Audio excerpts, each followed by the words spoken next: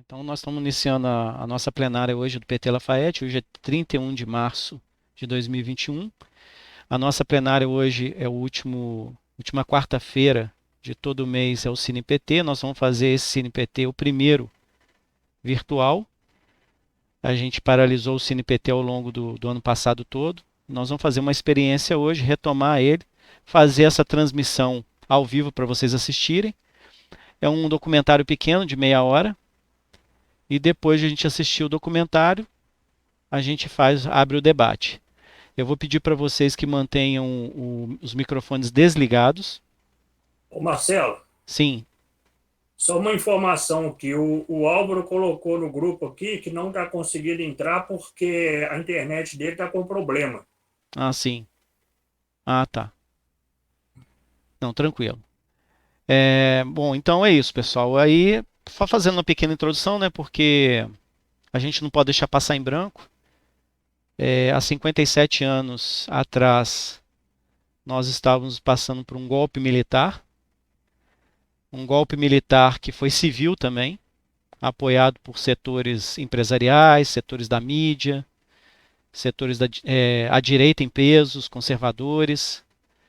E esse golpe, como sempre, mentindo, né? Falando que havia o risco de uma revolução comunista. Nunca houve esse risco. Eu até gostaria que houvesse, mas nunca houve esse risco. O João Goulart nunca foi um comunista, o que era o presidente na época, mas ele tinha ideias progressistas e como a nossa elite ela é avessa a qualquer ideia progressista, ela não aceita, né? A nossa elite, infelizmente, ela não aceita nenhum progresso no campo democrático, nenhum progresso no campo dos direitos. E foi o que aconteceu também em 2016, né? O PT já vinha com 13 anos fazendo justiça social, fazendo conquistas para o povo brasileiro, obtendo conquistas para o povo brasileiro. Conquistas tímidas, porque não, né, a gente não tinha como fazer muito, porque é pouco tempo para transformar, mas foram mudanças suficientes para dar uma grande diferença na vida do povo. E foi suficiente para que eles dissessem não, chega, nós não queremos mais. Deram um golpe de 2016 e deram um golpe em 1964. Imagine quanto nosso povo não perdeu nesses dois golpes. É muito prejuízo, é muita pobreza, é muita recursos, riqueza nacional que deixou ser investida no nosso país, que foram para a mão de poucas pessoas. E a ditadura militar de 1964 foi isso, pessoal. Sem nenhum tipo de eufemismo. Foi tortura, foi morte, foi perseguição, foram prisões arbitrárias, foi censura. As coisas mais horrendas que a gente pode imaginar foram feitas nessa ditadura de 21 anos que eles mentiram. Eles falaram que em 65 eles já iam entregar o poder para a sociedade, para as eleições. E daí eles entraram e não saíram mais 21 anos. E agora a gente corre o mesmo risco com esse fascista do Bolsonaro, dele querer se perpetuar no poder através da violência. Então é muito importante que a gente se informe do que foi a ditadura militar de 1964, para que essa história nunca mais se repita. Então nós deixamos aqui o nosso repúdio completo à ditadura militar, nosso repúdio completo à direita brasileira, à elite brasileira, que infelizmente em 500 anos, mais de 500 anos de história do Brasil, não conseguiu fazer desse país uma grande nação, infelizmente. Nós somos um país rico de pessoas miseráveis, pobres, desesperançosas. E já passou da hora, né, pessoal, da gente virar esse jogo. Mas eu só fiz essa introdução. O Álvaro está aí, se ele quiser falar algumas palavras rapidinho, e a gente começa o nosso documentário, que é o tema de hoje nosso. É o documentário sobre a Operação Lava Jato, né, que foi desmantelada. E aquilo que a gente já falava lá atrás, tudo se confirmou. Uma operação mentirosa, visando fraudar a eleição, visando tirar o PT do governo e visando mais uma vez entregar esse país a meia dúzia de pessoas e entregar esse país ao controle do imperialismo internacional. Isso foi o golpe de 2016, isso foi a Lava Jato, e isso vai ser contado nos livros de história daqui a 50 anos. Mas eu espero que a gente não tenha que esperar 50 anos para ouvir a desculpa dos responsáveis por isso. Que eles sejam julgados e que eles paguem agora pelo que eles estão fazendo pelo povo brasileiro. Essa pandemia foi apenas mais um ingrediente no rol de desgraças que esse golpe maldito de 2016 e que o golpe maldito de 1964 trouxe para o povo brasileiro. Então a gente tem que assistir isso com muita indignação, com muito sangue nas veias e com muita determinação para mudar isso. Então, pessoal, nós vamos começar agora o nosso documentário. Peço que vocês desliguem os microfones e daqui a meia hora a gente volta a conversar, tá bom? Um abração para vocês.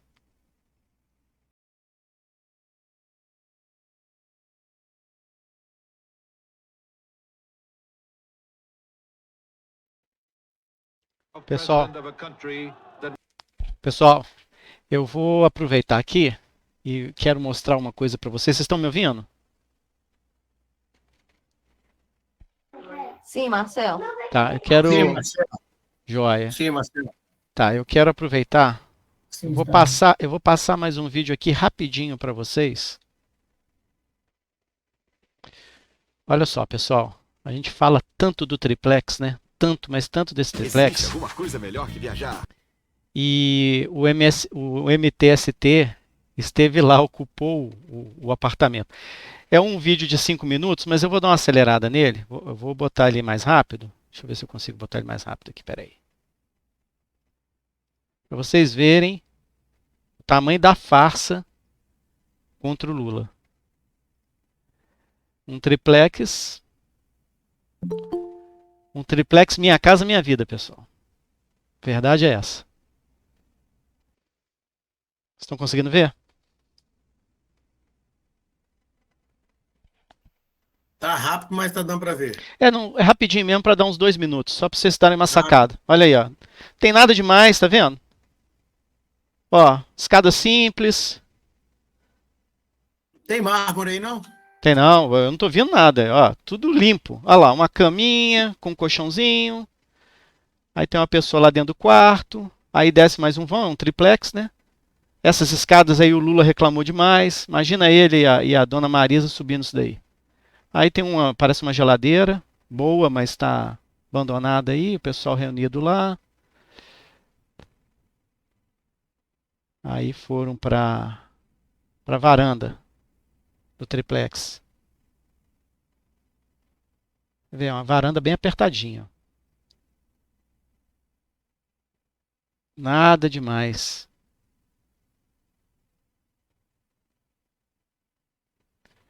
Infelizmente o vídeo não ficou tão bom, entendeu? O pessoal não tinha as manhas para filmar e tudo, perderam uma grande oportunidade. Poderia ter feito um filme mais caprichado. Porque isso daí foi. Esse apartamento, olha aí, gente, uma cozinha simples. Ó. Olha lá, uma lavanderia simples. Esse apartamento aí foi usado por um crime imenso contra toda a nação brasileira. É um elemento central nessa farsa toda, esse apartamento. Então vocês veem que, assim, claro, não é um apartamento, é um apartamento caro, é um apartamento de 2 milhões de reais. Mas a gente tem que questionar o seguinte, né? Não era do Lula. E falam que o Lula era o maior ladrão da galáxia, do mundo. Acho que o Lula, uma pessoa que saiu com mais de 80% de aprovação, presidente respeitado no mundo inteiro, adorado pelo povo, com o orçamento do Brasil na mão, até então era a sexta, sétima economia do mundo. Acho que o Lula ia se sujar por causa de um apartamentozinho desse, numa praia farofa do Guarujá. Sabe, assim, é ridículo. Toda denúncia contra o Lula é ridícula, entendeu? Não nada comprovado, é uma farsa completa. Espremeram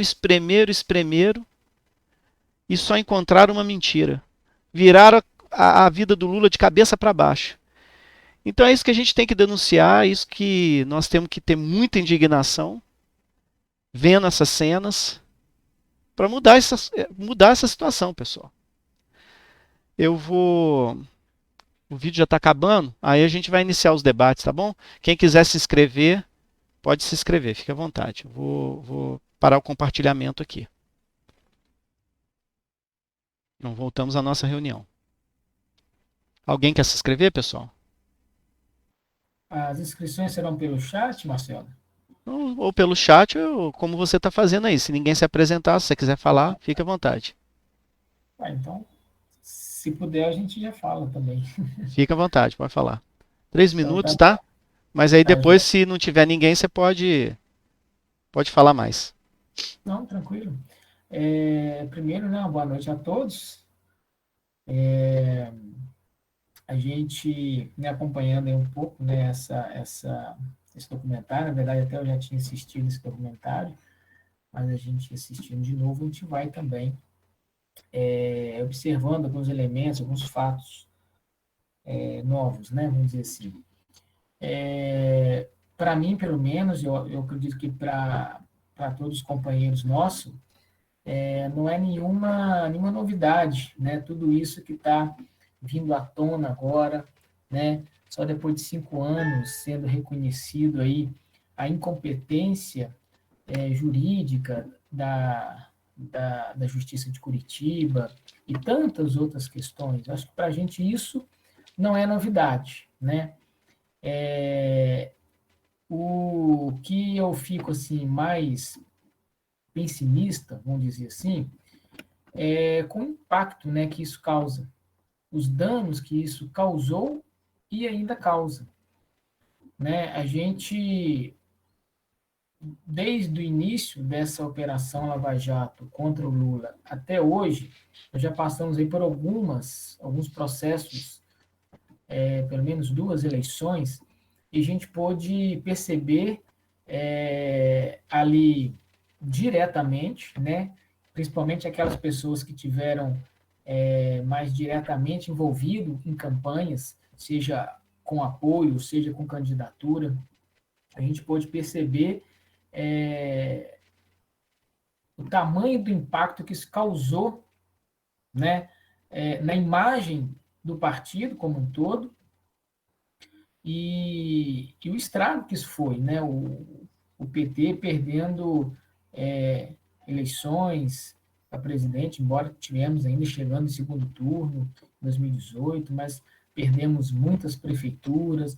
Nas últimas eleições também, ano passado, ainda tivemos assim, uma avaliação um pouco mais positiva, mas mesmo assim muito aquém, né? Na verdade, quem arrebanhou um pouco mais foi a própria direita, nem a extrema-direita, mas mais a direita mesmo.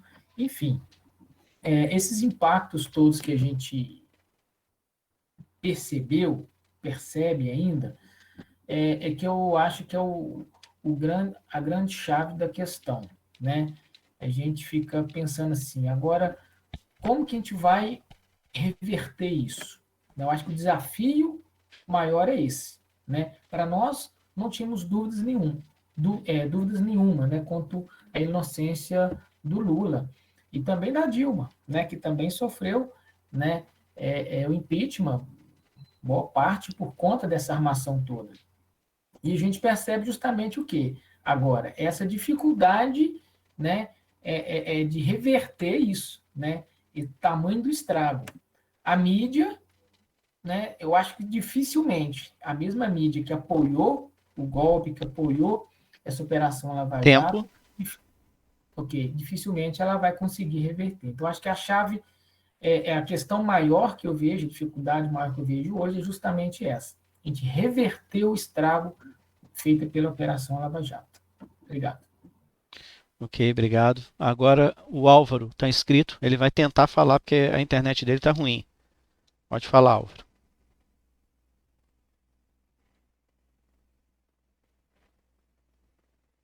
Não estamos te ouvindo.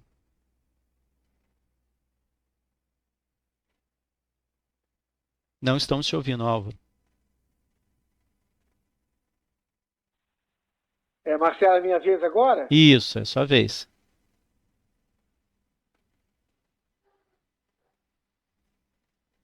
Não estamos te ouvindo.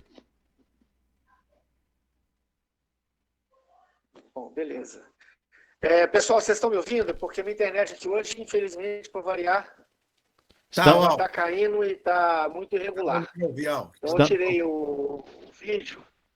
Vou ver um pouquinho só para ver se vai funcionar. Primeiro, desejar boa noite a todos, dizer que é muito legal estar vendo uma sala do Cine PT Lafayette, com 20 pessoas quase aqui já rodando aqui na sala. Isso foi muito bom, muito interessante. O tema é realmente muito importante, porque isso é um divisor de águas da história do Brasil. Nós estamos diante de um momento histórico do pior sentido da palavra, para nós brasileiros, para nós democratas, nós que prezamos a vida. Hoje está mais do que escancarado todo o processo do golpe, que primeiro interditou o governo da Dilma, lá em 2015 ainda, né, interditou todas as iniciativas do governo federal via Congresso Nacional, com o Eduardo Cunha de presidente do Congresso. Eduardo Cunha, que fez um embate contra um candidato do PT, que é o Arlindo Chinaglia, e ganhou com expressiva votação do restante do Congresso, que infelizmente grande parte dos congressistas migraram do fisiologismo ali, apoiando o governo do PT, ainda que não fosse a esquerda, mas apoiando as políticas e os projetos e os programas do PT para poder ficar atrás das migalhas, né, do parlamento.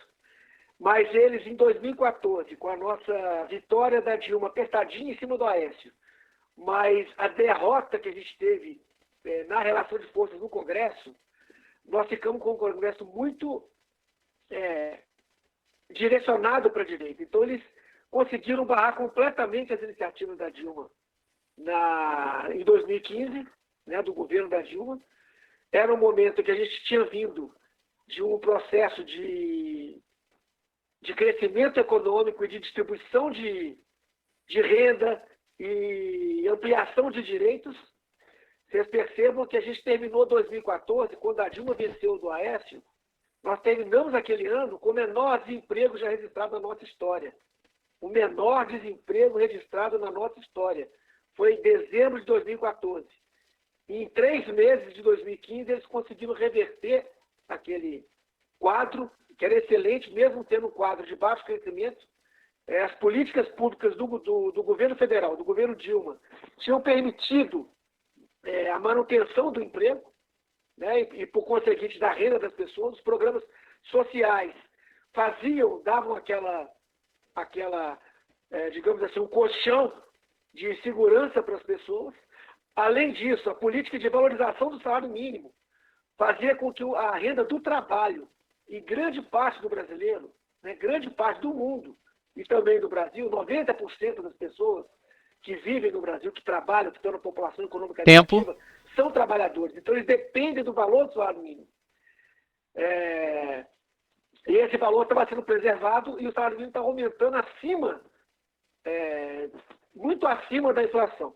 Bom, então o que eu queria dizer é o seguinte: de 2015 para cá, tudo o que aconteceu está vindo uma sucessão de medidas que promoveram o golpe de 2016, retiraram de forma violenta a presidente da República sem nenhum crime de responsabilidade, sem nenhum crime cometido, o que é ilegal e inconstitucional. Ainda assim, teve o apoio, só para concluir, Marcelo, teve o apoio do Congresso Nacional, do Poder Judiciário, do grande oligopólio da mídia, que foi aquele que desde o início sempre deu a base que sustentou todos os crimes cometidos pela turma da Lava Jato. E agora, na justiça também, o Lula conseguiu, os advogados do Lula conseguiram. Eles são os grandes heróis da história, porque eles conseguiram não só provar a inocência do Lula, o que é o inverso do que manda o direito, porque quem tinha que provar a culpa do Lula eram os procuradores, eram os promotores da República. Eles não só não conseguiram provar porque Lula é inocente, era inocente e agora está demonstrado, como eles conseguiram provar a inocência do Lula. E agora, 5 anos depois, pessoal, é que o Judiciário, na figura do Fachin, lá no Supremo Tribunal Federal, tentando livrar a cara do juiz Moro e dos procuradores vagabundos corruptos da Lava Jato, ele invalidou todos os processos contra o Lula hoje é completamente livre, está como qualquer um de nós, livre, leve e solto. E o Lula é a grande potência que nós temos para poder mudar esse Brasil. Então, nós nunca tivemos, nesses últimos 6 anos, tanta esperança de que é possível que a gente consiga derrubar esse golpe, como a gente está vendo agora. E 2 semanas de liberdade do Lula, inclusive o governo do Bolsonaro está implodido. Ele está completamente... Nem os militares, que são aqueles que os apoiavam, nem a extrema-direita, que estava toda no governo dele, eles estão conseguindo se manter unidos mais. Então, eles estão completamente estruturados, é um governo falido, é um governo que já está completamente exaurido, e o que a gente tem que fazer agora, pessoal, é brigar pelo fora Bolsonaro por conta dos crimes que ele está cometendo. Aí sim, crimes de responsabilidade, crimes comuns, crimes contra a vida do cidadão, contra a vida das brasileiras, contra a vida dos brasileiros, e é por isso que a gente tem que lutar, não temos que esperar a eleição ano que vem, nós temos que tirar o Bolsonaro agora. Nós temos que Tempo, Álvaro. lutar pelo impeachment do Bolsonaro agora. Então é só isso. Depois, se for o caso, eu me inscrevo de novo. Se vocês conseguirem me ouvir, obrigado pela participação aí. Ouvimos perfeitamente. Aí depois, se você quiser se inscrever, fique à vontade. Com a palavra, a Silene. Pode falar, Silene. Depois eu falo, depois de você eu falo. Então, boa noite. Eu também já tinha visto, né, esse vídeo, e assim, ele só reforça, né, o que a gente já vinha falando desde o início. Nós sabíamos de toda essa armação. E vendo assim, a gente fica pensando que eles usaram justamente daquelas ações que nós, enquanto presidência, teve justamente para pensar numa democracia, numa participação, numa inclusão. Então, a gente vê as políticas, ações, né, do Lula, da Dilma, em reforçar as ações da Polícia Federal, em dar autonomia para o judiciário e tudo mais. Eles usaram disso contra o próprio Lula, quer dizer, pegou aquilo que era bom e conseguiram inverter e trabalhar no contrário. A mesma coisa, a delação premiada, né?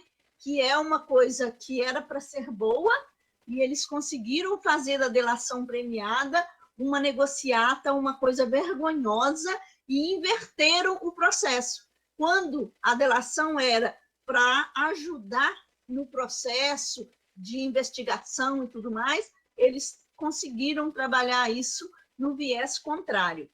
A mesma coisa a mídia. Eu estava olhando assim, como que isso é do próprio ser humano? A gente sempre fala que uma mentira contada muitas vezes torna realidade, mas uma verdade falada muitas vezes não massifica na cabeça das pessoas, né? Dizer que Lula era ladrão, isso ficou no imaginário. Por mais que agora, inocente, tire, tem pessoas que não querem tirar a venda. Para eles, é real, é isso, ele foi preso. A imagem da prisão fica.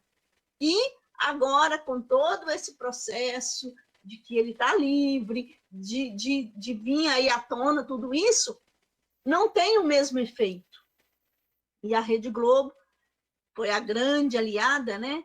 Ela fez todo o papel da publicidade, não sozinha, lógico, mas é a campeã.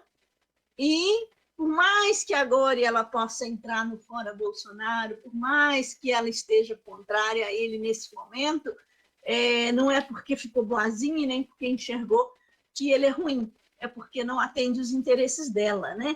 E não vai fazer a mesma campanha que precisaria para limpar a imagem do Lula.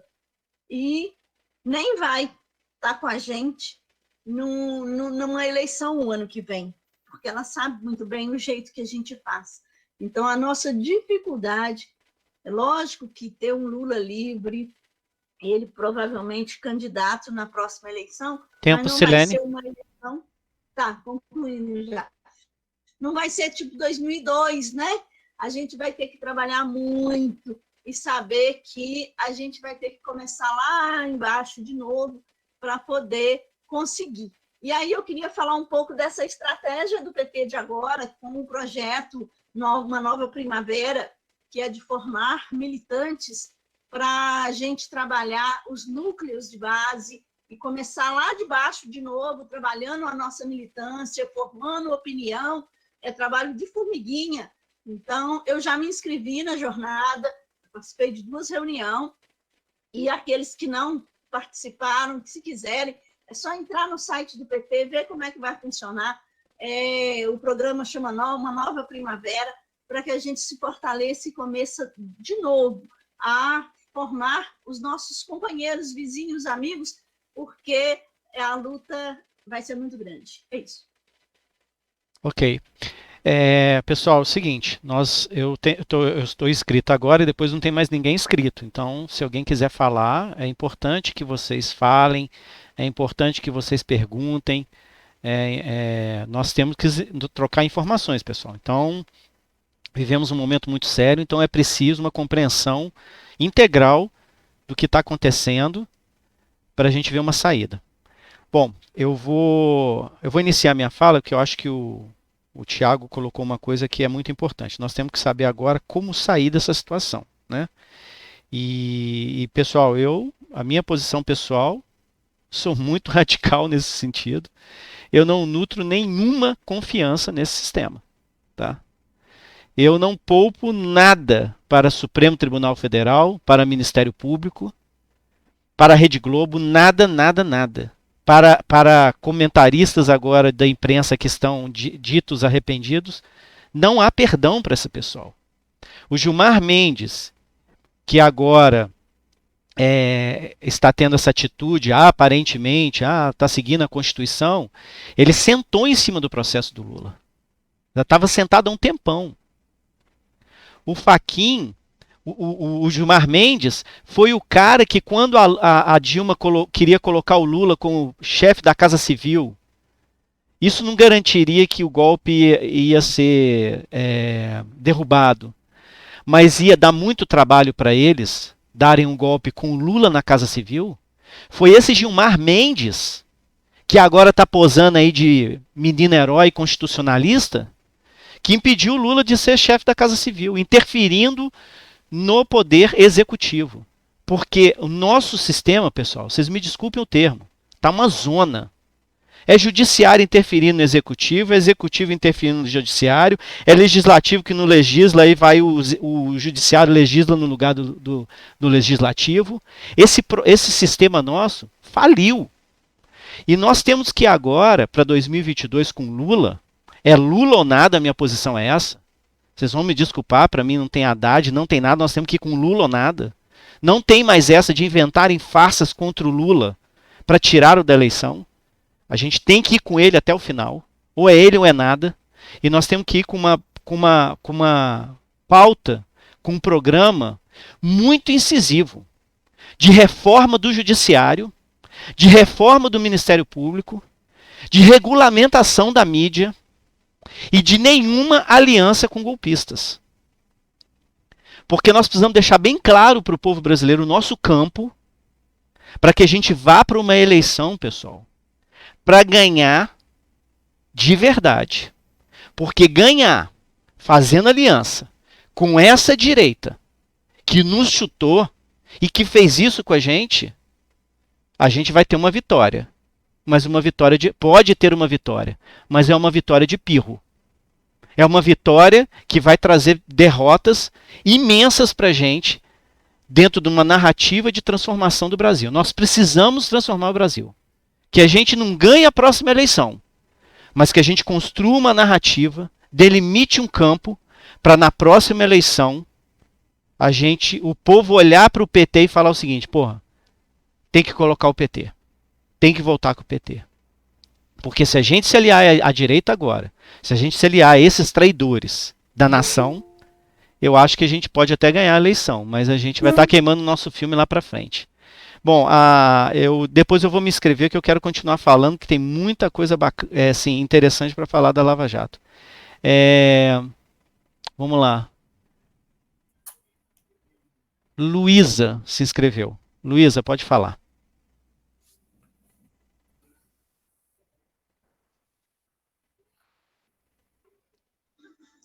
Boa noite, companheiras e companheiros.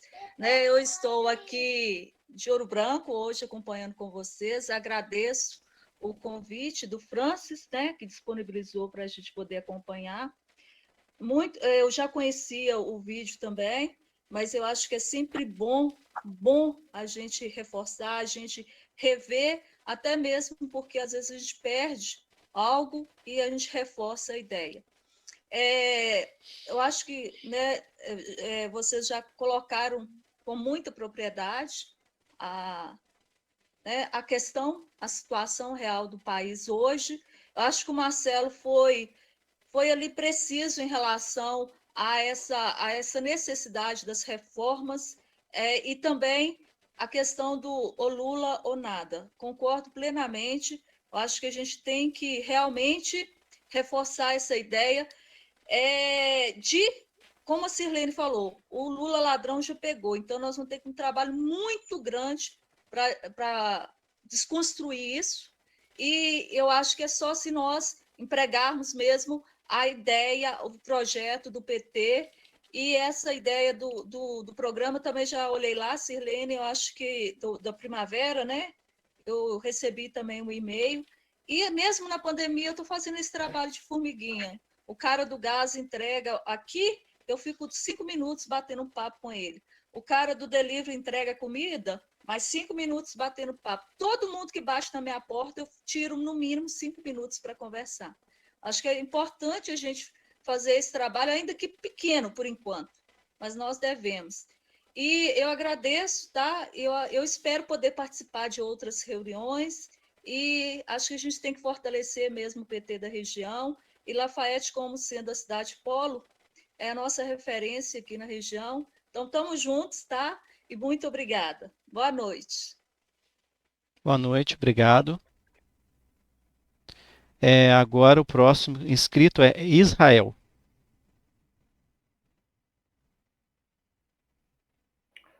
Companheiros, muito boa noite.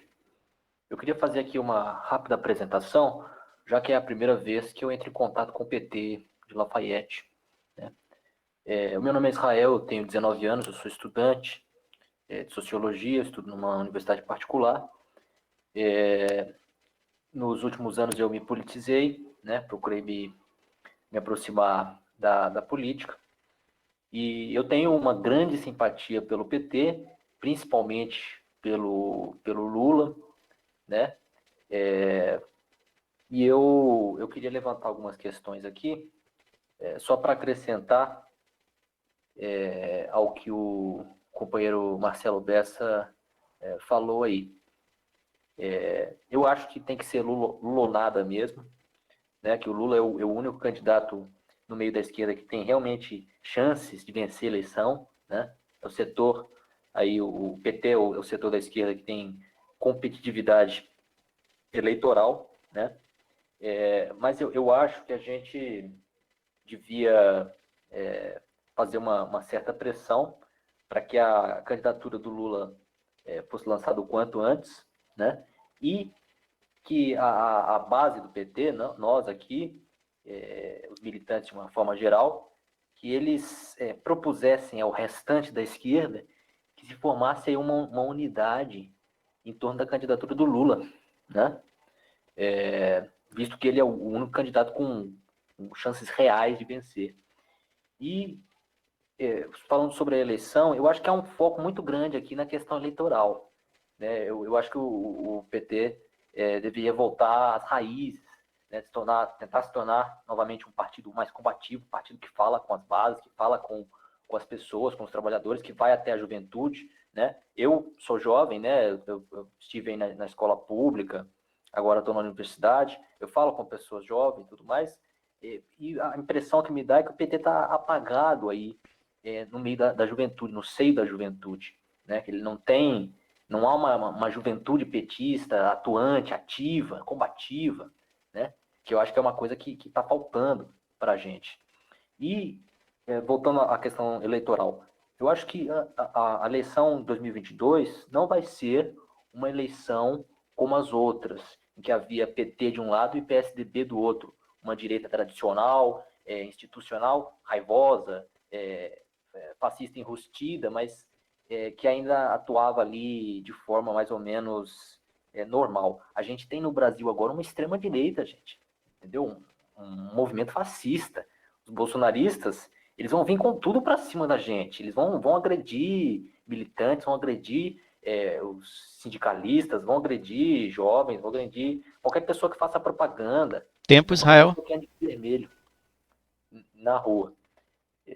Só para terminar, eu queria propor também que a gente começasse a se organizar para se defender, né? Com comitês de autodefesa, entendeu? Com pessoas treinadas para defender as nossas organizações, os nossos militantes, os nossos sindicatos. É isso. Obrigado, Israel. Agora, Sérgio. Boa noite.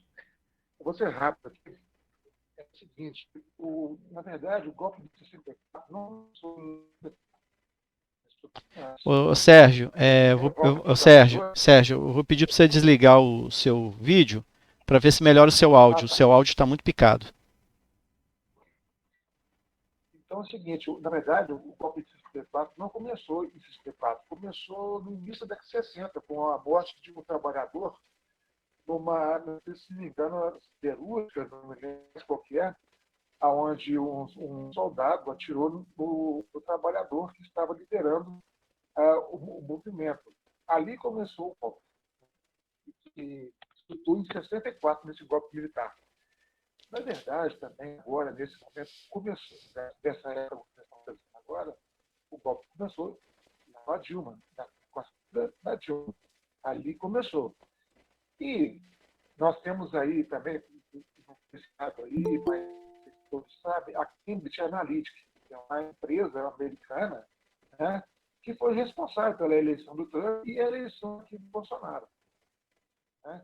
Então, nós temos que ver todas as formas também de uma próxima eleição, né, a gente combater esse tipo de propaganda política.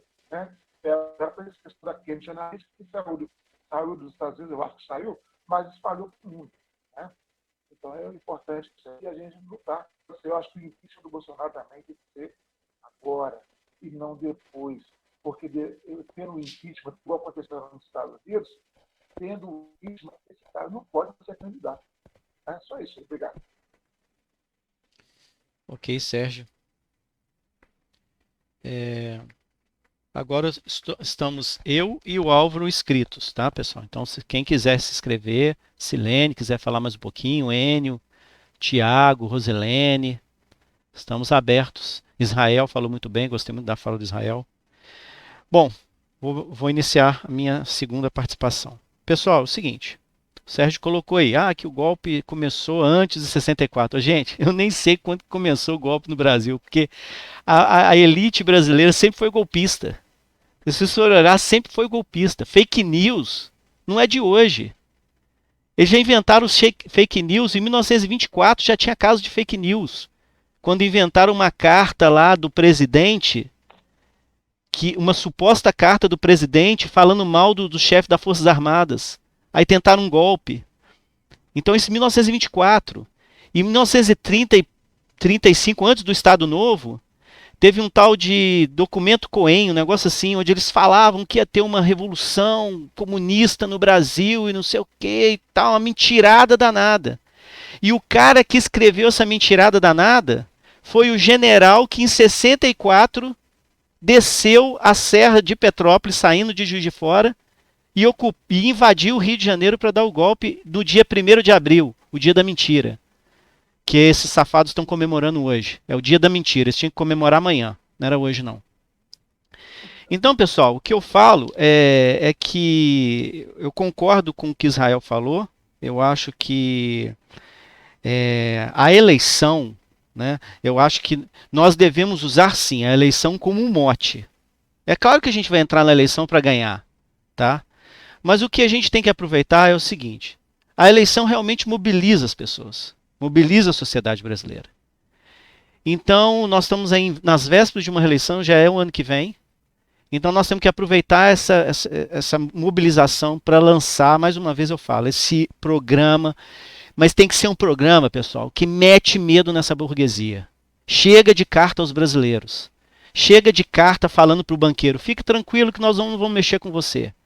Fique fulano de tal tranquilo que nós vamos... Não, nós vamos mexer sim, nós vamos mexer com herança, nós vamos mexer com grandes fortunas, nós vamos mexer com o oligopólio da mídia, nós vamos mexer com latifúndio, fazer reforma agrária. Tem que ter isso no nosso programa.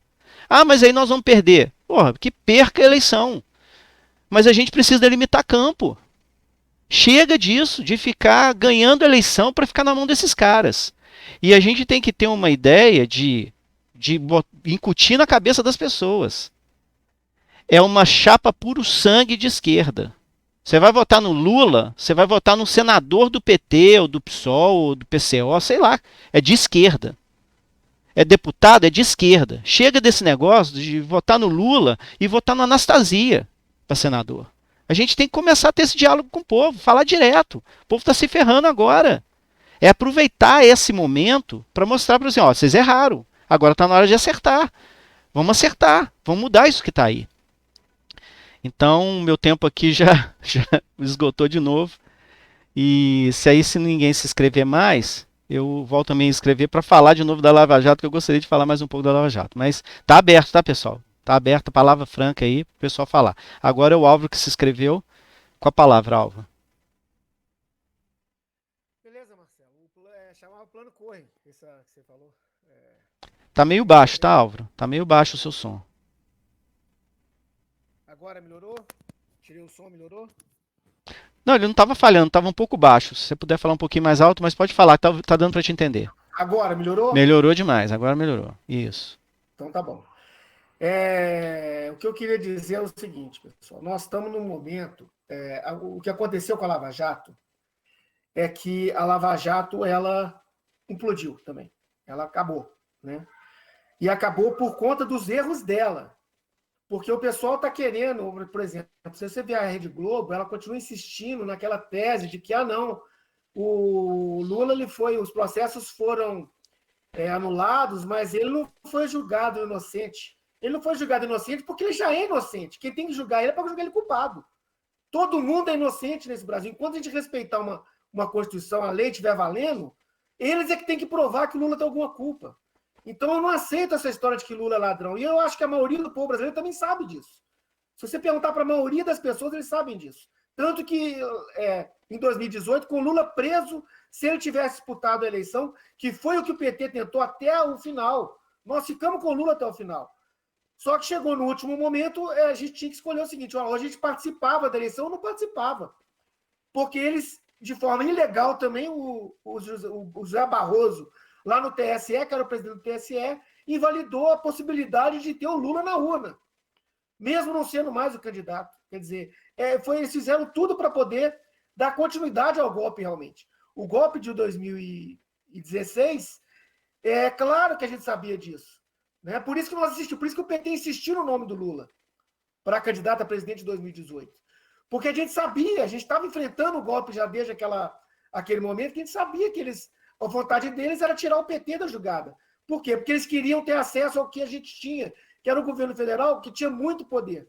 Não tem o poder total, mas tinha muito poder. Eles pegaram o que fizeram com o pré-sal. Seria a redenção da nossa educação e da nossa saúde. O pré-sal, só o recurso do pré-sal, se não tivesse mudado a lei de partilha, teria recurso suficiente esse ano para poder a gente ter pago vacina, para já ter vacina para todo mundo, e ainda sobrava muito dinheiro. Só a parte da saúde. E ainda tinha bilhões e bilhões para a educação. No final das contas, eram mais de trilhões de reais que eu vi para a educação. 75% e 25% para a saúde. E eles acabaram com isso, estão entregando para investidor internacional. E para meia dúzia de investidor nacional também. É isso que o pessoal tem que entender. Eles deram o golpe, foi para isso. O que o governo do PT fazia? O governo do PT fazia uma política de preços da Petrobras, de combustíveis, que beneficiava o povo brasileiro, que é o dono da Petrobras. Por isso que a gente pagava R$ 2,50 no petróleo. Hoje no petróleo não, na gasolina. Hoje a gasolina está quase 6. Mas por quê? Porque hoje tem lucro. Antigamente, na época do PT, não sobrava lucro para distribuir para meia dúzia do ter ação da Petrobras. Hoje é bilionário o lucro que eles dividem para os acionistas. Acionista é meia dúzia de gente, pessoal. Tempo, Álvaro. Sabe, o povo brasileiro todo está pagando para meia dúzia de gente ter lucro. Então, o que acontece? O ano que vem, primeiro que nós não temos que esperar o ano que vem. Nós temos que tirar o Bolsonaro esse ano por conta dos crimes que ele está cometendo, que são passíveis de impeachment, que são crimes de responsabilidade. São crimes contra a vida nossa, de todo mundo. Depois, na eleição, é claro que é o Lula. E não é que é o Lula ou nada, é o Lula porque o Lula é tudo. É o que a gente tem de melhor. E é aquilo que eles mais têm medo. Olha o que ele está fazendo com esse governo em 2 semanas que ele está livre. Então, como é que colocou o governo? O governo está completamente perdido. Implodiu também, o governo todo implodido. E nós temos que agora é a hora. Nós temos que mostrar para o povo brasileiro que para poder chegar a vacina mais rápido, ele ficou 1 ano enrolando para poder como é que ia fazer com vacina. O Lula, na época do Lula em 2009, H1N1, em 3 meses vacinou mais de 80 milhões de brasileiros.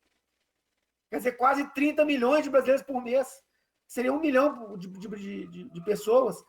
Agora que ele está tentando, com muito esforço, graças ao SUS que nós temos, que foi muito beneficiado, inclusive, com as nossas políticas. Não é só a gente pensar, pessoal, até janeiro de 2020, antes da pandemia, o Brasil inteiro tinha 60% dos leitos do SUS no Brasil inteiro foram obra dos governos do PT, 13 anos. Os outros 502 anos de história do Brasil foram responsáveis por ter 40% dos leitos que a gente tinha. Então, o PT fez muito, e fez muito do necessário e essencial para o cidadão brasileiro. E é por isso que eles têm tanto medo da gente.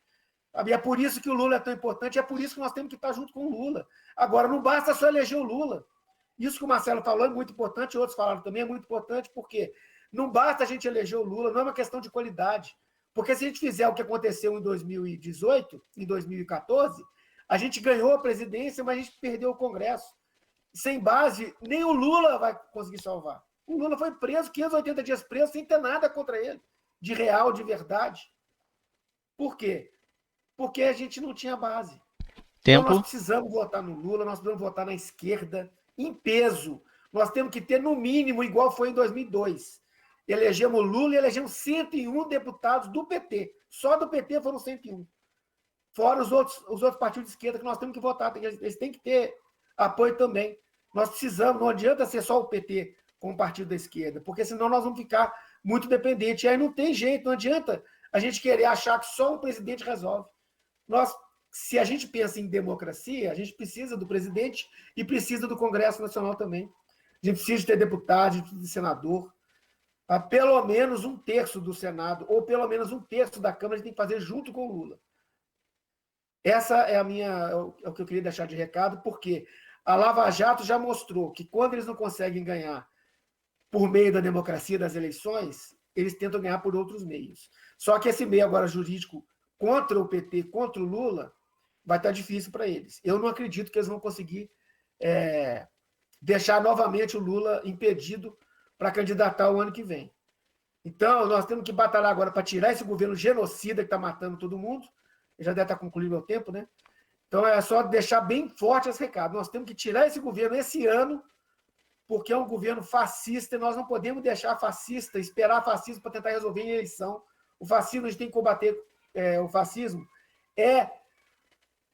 da forma possível. Não tem outro jeito. Aí nós dependemos da justiça. Aí nós temos do sistema de justiça. Porque se combate o fascismo, eu confesso com o Daniel Silveira. Ele promoveu um crime, ele tem que ser punido. O fascista ele só respeita quando ele é intimidado. Ele só respeita a força. Ele só respeita a violência. Porque ele só pensa em violência, ele só raciocina. Ele não pensa em democracia, ele não quer saber. A democracia só é bom quando é interesse para eles.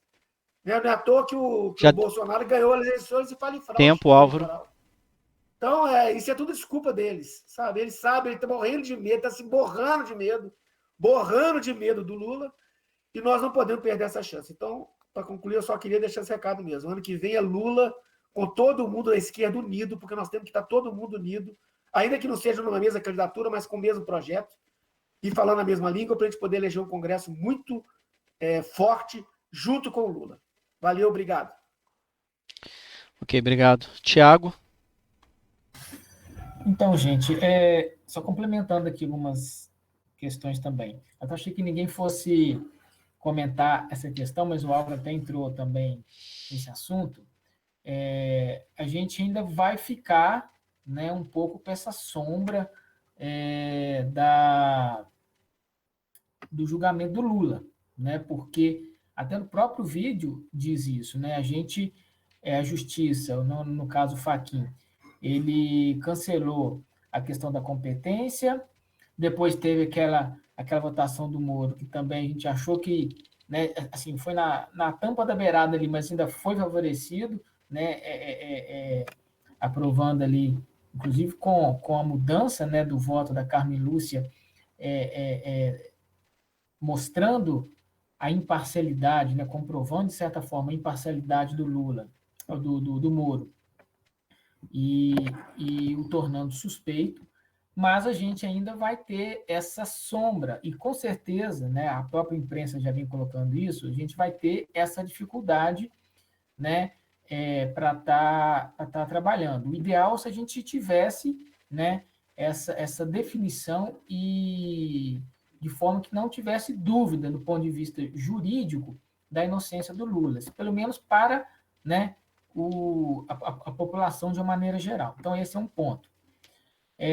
Outra questão aqui que eu achei interessante também, estar comentando, é a questão da candidatura de Lula. Eu acho que ele é o candidato natural, principalmente depois daquele discurso dele. Olha, gente, há muito tempo que eu não via um discurso com tamanho impacto positivo, até mesmo na oposição, né, críticos de oposição, nunca vi, né, um discurso causar um impacto assim tão grande, né, um impacto positivo tão grande. Então, Lula, depois daquele discurso, ele é o candidato natural, só se ele não quiser, né? Eu acho que é ele sim. Agora, eu discordo um pouco de alguns companheiros quando a gente fala de chapa pura, por dois motivos. Primeiro, porque eu acho que a gente não pode fazer, vamos dizer assim, fazer da mesma forma que a direita faz. A gente não pode fazer política da mesma forma que a direita faz. Então, se a gente prega e defende a democracia, né, defende a boa política, a gente não pode fechar diálogo com outras lideranças, mesmo que da direita ou da centro-esquerda. Até porque, como o Álvaro lembrou muito bem, a gente vai precisar, se a gente vence, a gente sai vencedor do governo federal, Tempo.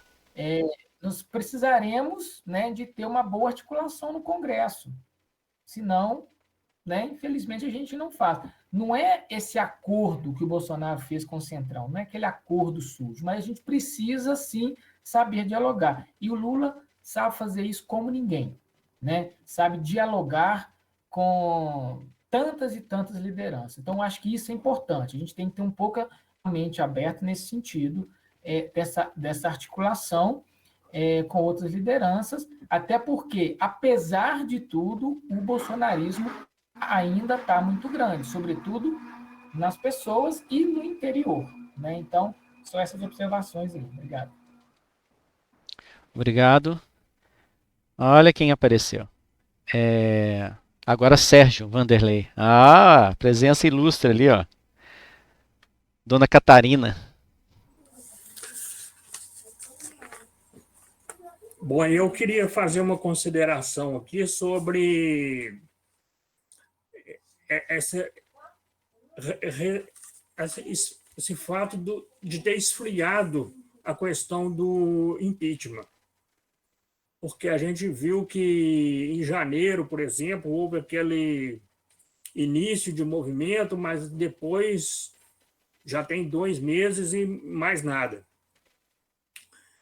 E com todos esses crimes que aconteceram, que a gente viu aí nesse documentário, que a gente já tem comentado desde 2014, 2015, e todos esses crimes que aconteceram, que o país se transformou canteiro de exclusão e de mortes. E, no meu modo de pensar, nós não podemos esperar até 2022 para ganharmos a eleição para começar a consertar o Brasil.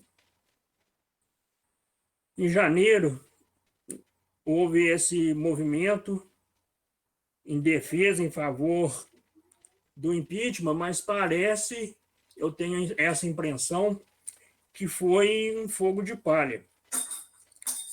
E existem lideranças de esquerda que estão ponderando de que não é o momento adequado para a realização de impeachment. Eu nem acreditei muito quando eu vi essa notícia, mas depois eu fui procurar saber, eu vi a entrevista, eu vi o vídeo, e tem mesmo. E são lideranças importantes da esquerda que estão dizendo isso. Então, eu penso o seguinte, que nós, da base do Partido dos Trabalhadores, que já até fomos às ruas em janeiro de 2021 para defender o impeachment, não podemos concordar com isso. O processo do impeachment tem que existir.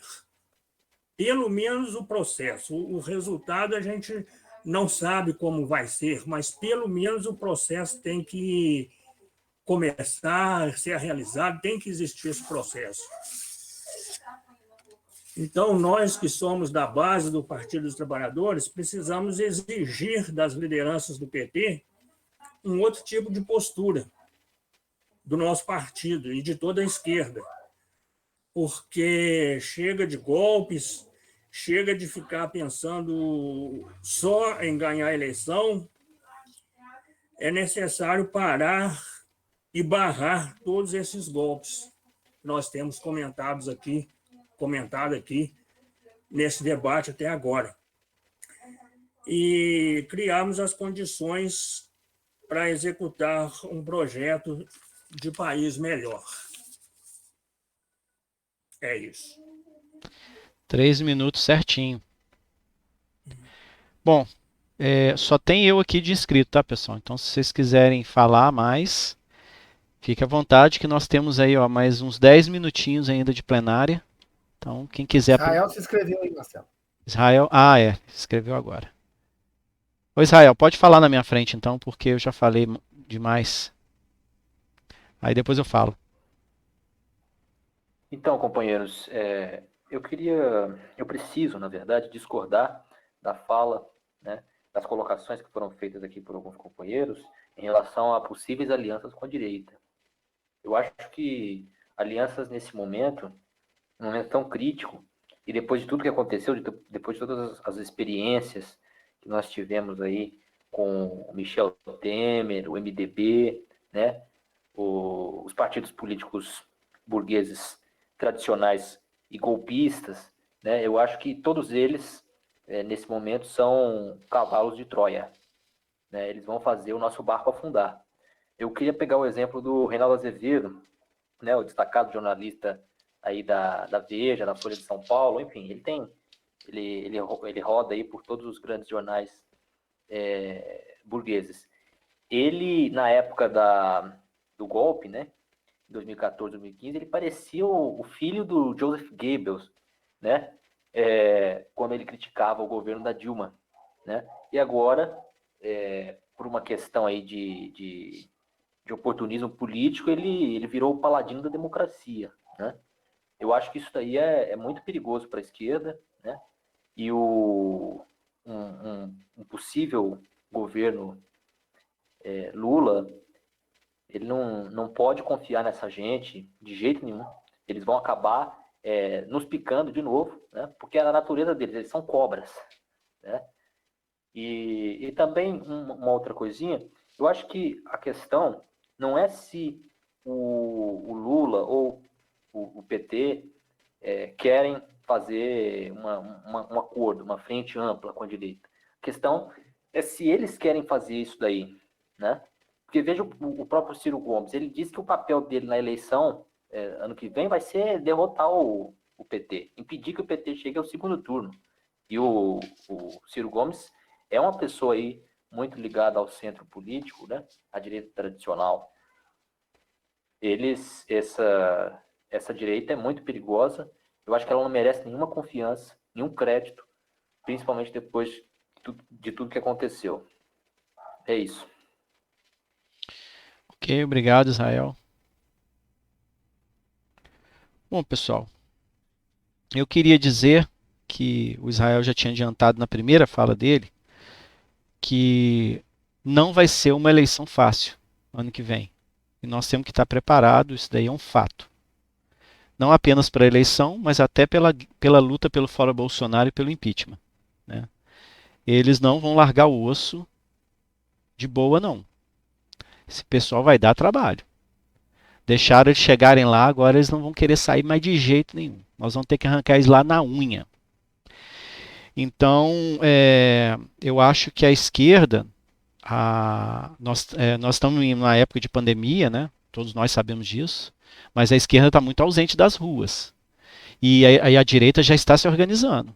Eles vão para as ruas. Ah, mas eles são irresponsáveis, são negacionistas.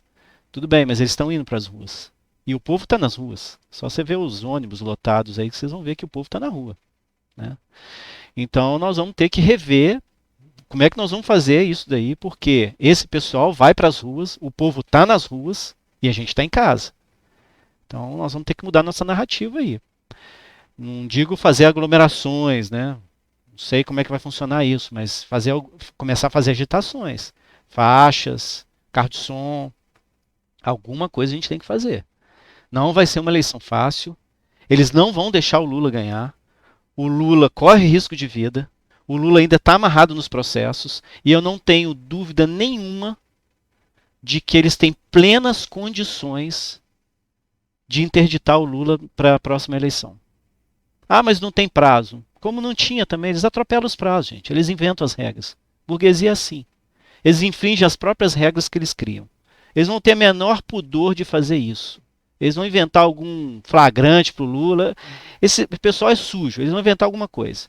Então eu acho que eu vi muita comemoração na esquerda com relação a essas anulações. Eu acho que a gente tem que ficar feliz, porque isso demonstra não apenas que o processo do Lula é farsesco e falho, mas demonstra também de forma cabal como essa justiça é suja, como essa justiça é escrota, desculpe o termo. E eu acho que está faltando isso para a gente denunciar. A gente está festejando demais e livrando a cara desse pessoal, livrando a cara de um Gilmar Mendes, livrando a cara de um Fachin. Então, e comemorando demais. Comemora de um lado e deixa de bater no outro. E eles vão aprontar para a gente de novo. Não vai demorar muito. Resumindo a questão da Lava Jato, que eu acho importante, que é o tema da nossa plenária hoje, CNPT, você vê um juiz que acusa e condena. Isso é absurdo completo. Esse cara tinha que estar preso. Né? O grampo que ele fez da Dilma, ele tinha que estar preso. Ele que ama tanto os Estados Unidos, vai nos Estados Unidos fazer um negócio desse. Estaria preso um cara desse. E ele vai fugir para os Estados Unidos como o Dallagnol vai fugir. Porque é um marreco. Ele é um Zé Ninguém. Ele se encantou e, como muita gente se encanta, foi usado, né? Não é inocente, ele não foi inocente. Meu tempo já acabou de novo. Ele foi usado, cumpriu o papel dele, esperava mais, mas já chutaram ele, porque é fraco, fraquíssimo, né? Então você vê aí a rapidez do processo do Lula no TRF4. Isso é um absurdo. Os caras lá tinham... Por isso que eu falo, pessoal. A gente tem que lutar por uma reforma completa do judiciário. E nós temos que até... de uma reforma completa nos procedimentos judiciais. Por exemplo, você vê o juiz do Supremo. É praticamente um cargo monárquico. O cara não tem voto nenhum. Não concorre a nenhuma eleição, não conversa com ninguém, não conversa com o povo, não conversa com ninguém. Ele só conversa com os políticos para ele ser indicado a um cargo no Supremo. Quando ele senta lá, ele está num cargo real monárquico. Ninguém vai tirar ele de lá. Ele só vai sair de lá aposentado, com uma baita de uma aposentadoria, com todas as mordomias possíveis. E ele mesmo se fiscaliza. Eles mesmos se fiscalizam. Essa escória não tem um voto. Eles fazem e acontecem na República Brasileira e não são punidos. E não digo só no Supremo, não. Você vai no STJ, você vai nos tribunais aí de justiça dos estados, eles mesmos se fiscalizam. A República está na mão deles. Você vê aqui em Minas Gerais, o Aécio aparelhou Tribunal de Contas, Tribunal de Justiça, aparelhou imprensa, ninguém tirava ele, ninguém falava mal dele. E aí foi só vir a Lava Jato, que a Lava Jato teve essa coisa, né? A Lava Jato era para meter a mão nas nossas riquezas, principalmente no petróleo, e para tirar o PT do governo, porque o PT era a pedra no caminho. Tinha que tirar o PT e tinha que tirar o Lula. Esse foi o grande mote da Lava Jato, né? Só que a Lava Jato, quando foi para essa questão da corrupção, eles se enveredaram num lamaçal danado. Por quê? Quando você fala de corrupção, não tem como você não falar nos mestres da corrupção, que é a direita. E aí começaram a se lamear todo, Aécio Neves, todo mundo se lamear. Essa também é uma das causas para a desativação da Lava Jato. Ou seja, ela cumpriu aquele papel dela de burlar a eleição, tirar Lula, destruir a Petrobras, destruir as nossas empreiteiras, que era uma das poucas atividades transnacionais que o Brasil tinha, era de engenharia pesada. Eles destruíram até isso. Ou seja, essa elite não constrói nada para o país. Nós não temos uma fábrica de automóveis, nós não temos fábrica de tecnologia, nós não temos uma fábrica farmacêutica de ponta internacional. Nada. Tudo que tentaram construir aqui, eles mesmos acabaram. Panair eles acabaram, Gurgel eles acabaram. Ou seja, ou a gente acaba com essa elite parasitária e cretina do Brasil, ou a gente não vai conseguir chegar lá. Esse é o meu ponto de vista. Tá? Então, encerro aqui a minha fala. Não tem ninguém. O Álvaro se inscreveu novamente. Então, com a palavra, o Álvaro. Eu queria só esclarecer esse questionamento do Israel, que faz muito sentido, óbvio.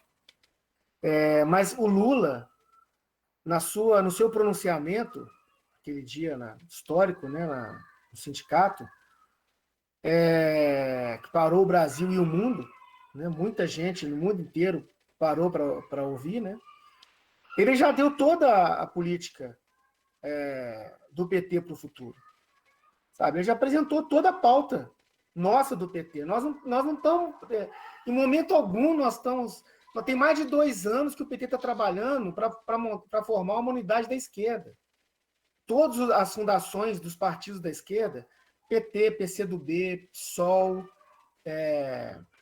as fundações do PSB e do PDT também estão, apesar de que o PSB não, porque a direita, grande parte dos direitistas que estavam lá, eles já saíram.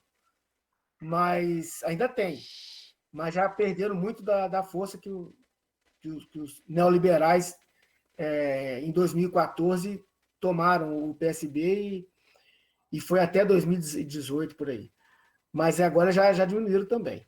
Mas o PDT também, mesmo com o Ciro falando essas bobagens, por exemplo, que o Israel lembrou muito bem, quem está propondo aliança da esquerda com a direita é o Ciro.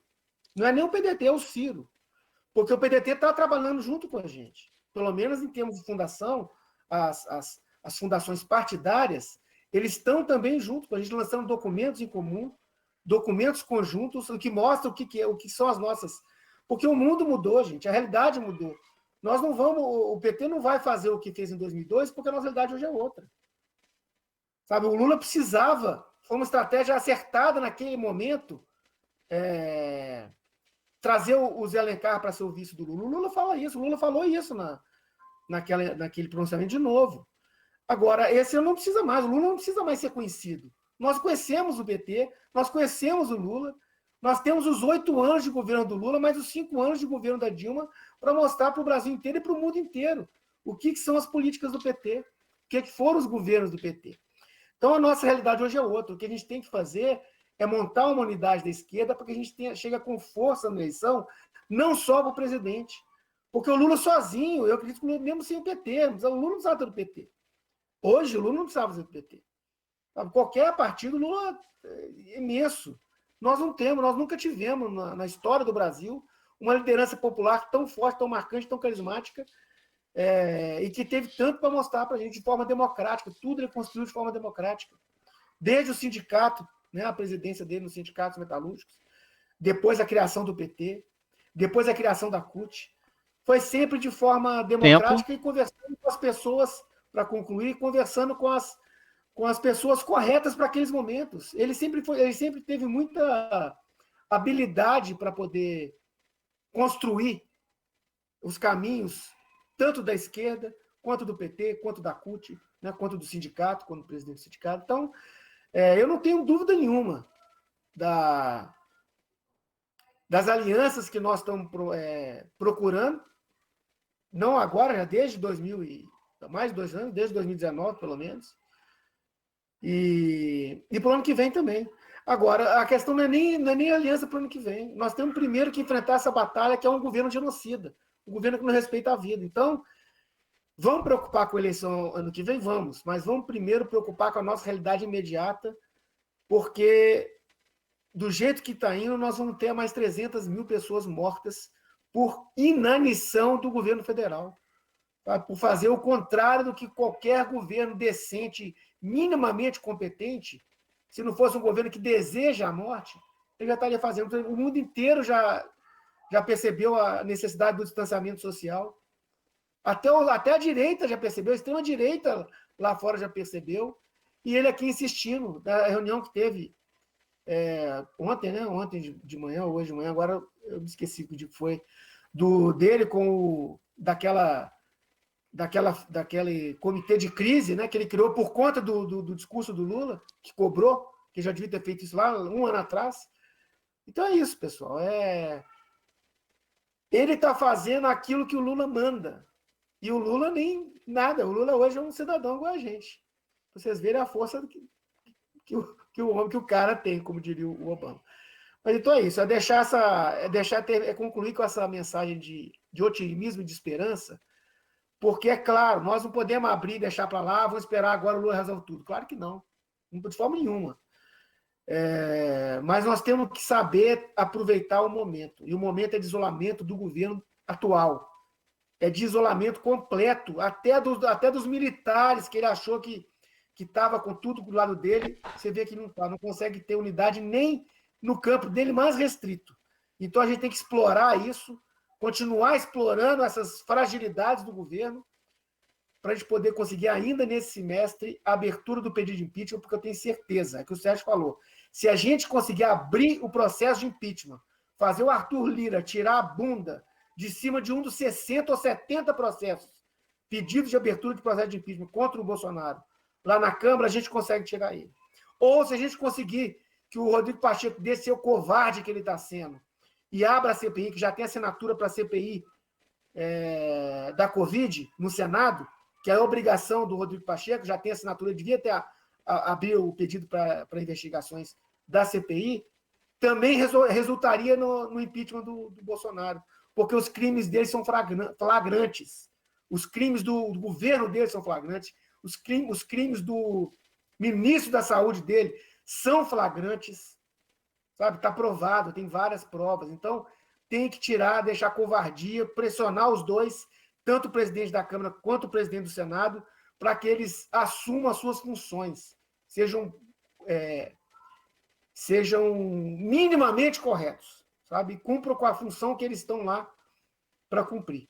Porque eles estão lá por conta do povo brasileiro, não é para poder obedecer e lamber bota do presidente da República conjuntural, não. Era só isso que eu queria dizer mesmo. E agradecer pela reunião, acho que o documentário é muito bom, realmente. É um documentário que foi uma pena que eu não consegui assistir ele hoje de novo, porque eu já tinha assistido, mas a gente tem que assistir sempre, e de preferência fazendo igual o Marcelo fez, mostrando as partes que o documentário não mostra, né? Como o crime que foi atribuir ao Lula um apartamento, a reforma de um apartamento, né? Porque eles falaram que foi a reforma, que foi a corrupção do apartamento, e nem reformado ele estava pela metade. Então, é só para deixar essa mensagem mesmo, que o momento nosso é agora, os ventos estão mudando, a direção mudou, a direita, a extrema-direita principalmente, está enfraquecida, e isso é essencial para a gente, para a democracia brasileira.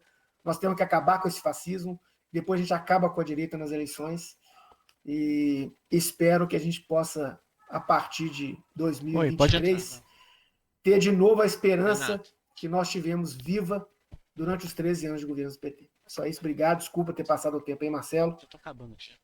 Mas valeu. Oi. Então tá. Pessoal, seguinte. Fechando hoje nosso CinePT, queria agradecer a presença de todos vocês. Foi muito produtivo. Nós vamos disponibilizar essa reunião. É claro que eu vou fazer cortes nela, porque não há necessidade de colocar a parte que nós estávamos transmitindo no documentário. Vou colocar a parte só do debate. Então, ela vai estar disponível no YouTube do PT. Eu queria agradecer a vocês e reforçando, né, que a Lava Jato ela teve esse papel golpista e que toda vez, sempre que chega ao governo um partido, ou que nós temos um governo minimamente com preocupação popular, a direita dá golpe. Então isso aconteceu com Getúlio Vargas, que não era de esquerda, mas que fez algumas coisas importantes para a classe trabalhadora, viveu sob a espada do golpe direto na cabeça dele. E foi um ditador também, não vamos aliviar para ele não, né? Juscelino Kubitschek também não era de esquerda e teve sobre a cabeça dele sempre a espada do golpismo. João Goulart, que não era de esquerda também, mas queria fazer reformas e teve o golpe em cima dele. O Juscelino tem até um caso interessante, que o Juscelino também foi acusado de ter um apartamento. Quer dizer, ele tinha realmente um apartamento em Ipanema. Ele foi acusado daquele apartamento ser um presente de empreiteiras para ele. Então, ou seja, a nossa elite nem criatividade ela tem. Ela é suja, ela fica requentando esse golpismo dela ao longo da história de uma forma... É um vexame, né? E a gente precisa denunciar isso. O papel da imprensa é crucial sempre ela a imprensa. E a gente tem uma luta desgraçada na internet hoje, uma luta desgraçada nas nossas famílias, no nosso trabalho, por quê? Nós temos verdadeiros exércitos de pessoas idiotizadas por um discurso único de um jornal nacional que todo santo dia fala para 100 milhões de brasileiros. E a gente não consegue fazer contraponto com essa gente. Então, reforma e regulação da mídia, senão não tem jeito. A cooperação ilegal dos Estados Unidos, sempre os Estados Unidos com a mão suja deles no nosso país. Ontem e hoje e sempre. E queria também encerrar a minha fala hoje, encerrar a nossa reunião, falando mais uma vez do nosso Supremo Tribunal Federal, né? Que, por exemplo, o PT fez as escolhas desses juízes. Quando era lá, fez as escolhas. O Fachin era advogado do MST. E olha o que o Fachin está fazendo agora, né? Então, assim, são coisas absurdas. Então, não pode ter mandato vitalício para esse pessoal. Você tem que ter um mandato de tantos anos e controle social e popular direto sobre as ações deles. O CNJ é uma farsa, que dali não existe. E então, por isso que eu acho que a gente tem que ir com uma pauta de reformas muito profundas e dialogar com a sociedade, conversar com os petroleiros, conversar com o pessoal da Embraer, conversar com o pessoal que empobreceu, o povo pobre que empobreceu, e conversar diretamente com eles, porque a aliança para 2022 tem que ser com o povo. Tá? Então é isso, gostaria de agradecer a todos, uma boa noite e a gente se vê em breve. Um grande abraço, pessoal. Beleza, pessoal, valeu. Muito boa, realmente, a discussão. Nós temos que continuar discutindo, continuar nos encontrando, ainda que seja de forma virtual, mas nós temos que continuar. É importante isso, é importante esse debate, é importante essa troca de ideias, essa troca de opiniões. Nós temos que ter essa clareza, né? momento que a gente está vivendo. Mas foi muito bom. Obrigado pela presença de todos aqui. Nós estamos, depois de 2 horas de reunião, ainda temos 13 pessoas presentes aqui ainda. Isso mostra que o tema é muito importante e é bom, né, que a gente vê que não estamos sozinhos. Valeu. É isso aí, pessoal. Boa noite a todos. Obrigado a todos. Boa noite. Reunião encerrada. Um grande abraço.